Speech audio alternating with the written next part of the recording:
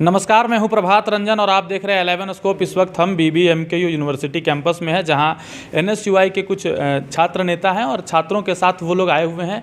अभी सेमेस्टर 2 का exam result निकला और 2 बार रिजल्ट को प्रकाशित किया गया। क्या कुछ धांधलियाँ हुई और स्टूडेंट्स के द्वारा आरोप लगाए जा रहे हैं कि कहीं न कहीं रिजल्ट में धांधली या गड़बड़ियाँ देखी जा रही हो। हमारे साथ NSUI के छात्र नेता हैं, हम लोग बात करेंगे और जानेंगे इस मसले में विस्तार से।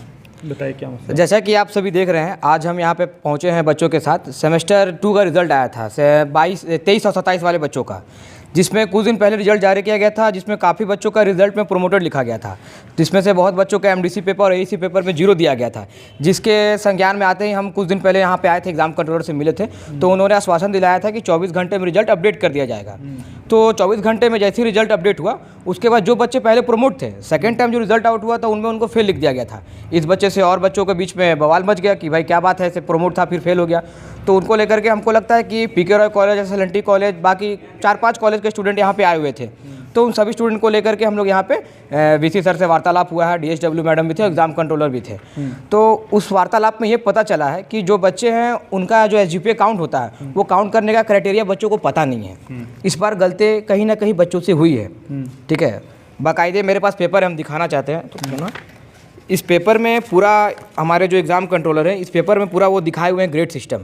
वो अपने वेबसाइट पे बोले हैं कि तो आप यहाँ से ये पैटर्न देख करके आप अपना ग्रेड पॉइंट निकाल लें और उसे आप अपने रिजल्ट का सर्टिफाइड कर ले कि आप सही चेक किए हैं कि नहीं किए हैं।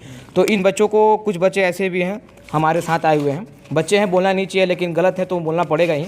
उनका लगभग कितने अभ्यर्थी थे? कम से कम 50 से 60 अभ्यर्थी थे। कम से कम यहाँ 50 से 60 अभ्यर्थी हमारे साथ आए थे। तो उनमें से कुछ विद्यार्थी का ऐसा कहना है कि हम अगर 4-5 मार्क्स से फेल है तो आप हमको पास कर दीजिए, क्योंकि हम नहीं पढ़ पाएंगे, 5 साल तक नहीं कोर्स कर पाएंगे, फैमिली प्रेशर है।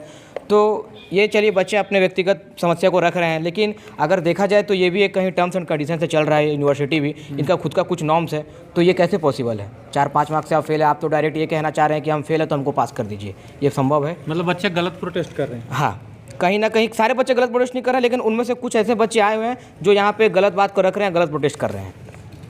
तो अभी एट द एंड क्या रिजल्ट? एट द एंड यही रिजल्ट हुआ है कि जिन बच्चे को अपने रिजल्ट से सेटिस्फाइड नहीं है, उनको ग्रेड सिस्टम दे दिया गया है। आप ग्रेड सिस्टम में कैलकुलेट कीजिए, अगर उसके बाद भी आपको रिजल्ट गड़बड़ी है, आप यहाँ पे आइए, आपका रिजल्ट अपडेट करके दिया जाएगा 24 घंटे के अंदर।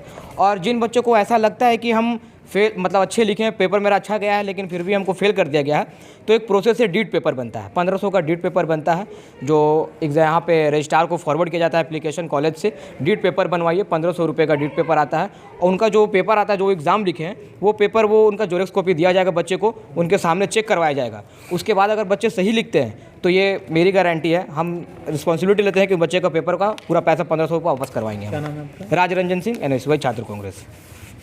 तो ये थे हमारे साथ छात्र कांग्रेस राजरंजन सिंह, और इन्होंने बताया कि कुछ अभ्यर्थी हैं जो गलत मांग रख रहे हैं और उन गलत मांगों को पूरा नहीं किया जा सकता है। जो उनकी जायज़ मांगे हैं उनके लिए हमेशा साथ में खड़े रहेंगे। कैमरा पर्सन अजीत के साथ 11 स्कोप्स, धनबाद।